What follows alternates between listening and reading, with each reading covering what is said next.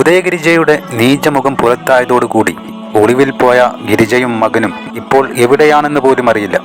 ഇതിനിടയിൽ ജാമ്യത്തിനായി ഉദയഗിരിജ ശ്രമിക്കുന്നു എന്നുള്ള വാർത്തകൾ കേൾക്കാൻ കഴിഞ്ഞു.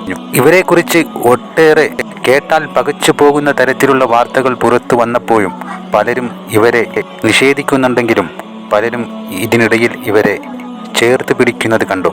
അതിനുവേണ്ടി ചില ആളുകൾ തിരഞ്ഞെടുക്കുന്ന വാക്കുകൾ ഇങ്ങനെയാണ്: എന്ത് തന്നെയായാലും അനാമികയെ അവർ ഉപേക്ഷിച്ചില്ലല്ലോ, കല്യാണം കഴിച്ചില്ലേ, പിന്നെ തനിക്കെല്ലാം എന്തിൻ്റെ കേടാടോ എന്നൊക്കെ ചോദിച്ച പലരും.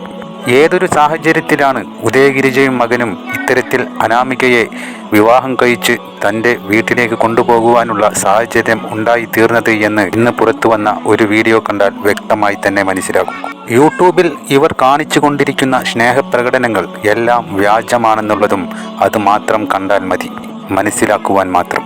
വിവാഹത്തിൻ്റെ അന്ന് പകൽ പോലും ഒരാൾ വരാൻ മടിക്കുന്ന വഴിയിലൂടെ താലി ചരടുമായി അനാമിക ഓടിക്കിതച്ചെത്തി എന്നുള്ള വാർത്ത എന്താണ് അനാമിക ഇവരിൽ നിന്നും നേരിട്ടത് എന്നുള്ളത് വ്യക്തമായി ഓരോ മനുഷ്യനും മനസ്സിലാക്കാൻ മാത്രമുള്ള സാഹചര്യത്തെ ചൂണ്ടിക്കാണിക്കുന്നു.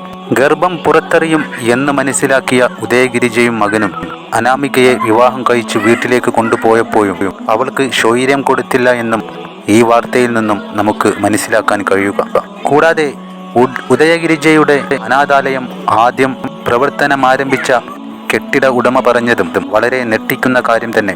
ആദ്യം നല്ല രീതിയിൽ പോയിക്കൊണ്ടിരുന്ന അനാഥാലയത്തിലേക്ക് ഉടമക്കാരിയായ ഈ സ്ത്രീ പോയപ്പോൾ കണ്ടത് ഉദയഗിരിജയുടെ ഒരു കുടുംബക്കാരൻ മാനസിക നില തെറ്റിയ ഒരു സ്ത്രീയെ ലൈംഗികപരമായി ഉപയോഗിക്കുന്നത് അവർ നേരിട്ട് കണ്ടു എന്നുള്ള വാർത്തയും വാക്കുകളും നെട്ടൽ തന്നെയാണ് ഇതിൽ നിന്നുണ്ടാക്കിയത്.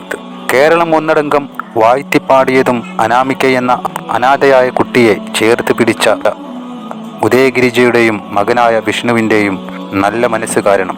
പക്ഷേ ഇവരുടെ മനസ്സിൽ ഇവർ മറ്റു പലതും ഒളിപ്പിച്ചു വെച്ചു എന്നുള്ള കാര്യം ഇപ്പോഴാണ് സർവർക്കും മനസ്സിലായതും. തീർച്ചയായും അനാമികയെ പോലെ തന്നെ അവിടുത്തെ അന്തേവാസികളിൽ ആരെങ്കിലും ഇതുപോലെ ചൂഷണം ചെയ്യപ്പെട്ടിട്ടുണ്ടോ എന്നുള്ള കാര്യത്തിൽ വ്യക്തമായ അന്വേഷണം വരേണ്ടത് തന്നെയാണ്. ദിവസം പറഞ്ഞാൽ ഞങ്ങള് സാധാരണ തേപ്പറമ്പ് ഗ്രാമപ്രദേശം ഈ ജീവന്മാരുടെ കാര്യം കണ്ട എല്ലാ ചരിത്രങ്ങളും നമുക്ക് എല്ലാം അറിയാം. ഞങ്ങളുടെ നാട്ടുകാരൊന്നും ഇടപെടാൻ പറ്റത്തില്ല, അത്ര ഭീഷണിയാണ്. അപ്പൊ മോളിൽ ഭയങ്കര പിടിപാടുള്ള ആ കല്യാണ ദിവസം രാത്രി സന്ധ്യയ്ക്ക് ഞങ്ങളുടെ പിന്നെ സുഹൃത്തിന്റെ വീട്ടില് ഈ രാത്രി 6:45-7 മണിയായപ്പോൾ ഈ പെണ്ണു ഈ കല്യാണം കഴിഞ്ഞ കുട്ടി ആ താലിച്ചരടുമായിട്ട് ഓടി എന്റെ സുഹൃത്തിന്റെ വീട്ടിലെത്തി. പറഞ്ഞ അവിടെ സിറ്റോട്ടിൽ മഴ എന്ന് പറഞ്ഞു, ചേച്ചി എന്നെ രക്ഷിക്കണം, എന്നെ പീഡിപ്പിക്കാൻ എന്ന് പറഞ്ഞു. ആ വീടിന് 5 വീടിന് അപ്പുറത്താണിത്.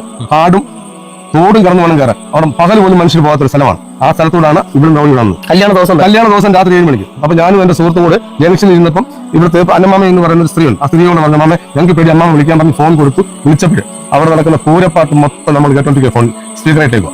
അപ്പൊ പറഞ്ഞു നിങ്ങളുടെ മകൾ ഇവിടെ പറഞ്ഞു ആ അമ്പലത്തിനറിയാം ഏത് അമ്പലം മോനെ പൂമോനെ എത്ര അമ്പലം ഉണ്ടാ കേരളത്തിൽ എന്നും പറഞ്ഞ് ഇവിടെ കെട്ടിയവനാണ് ഈ സംസാരിക്കുന്നത്. കെട്ടിയവനാണ്. അവൻ തുരുമ്പോളുമില്ല. അവിടെ അങ്ങ് പാട്ട് നടക്കുക. തമിഴ് പാട്ടും മറ്റേ പാട്ടും പൂരപ്പാട്ടും നടന്നുകൊണ്ടിരിക്കും.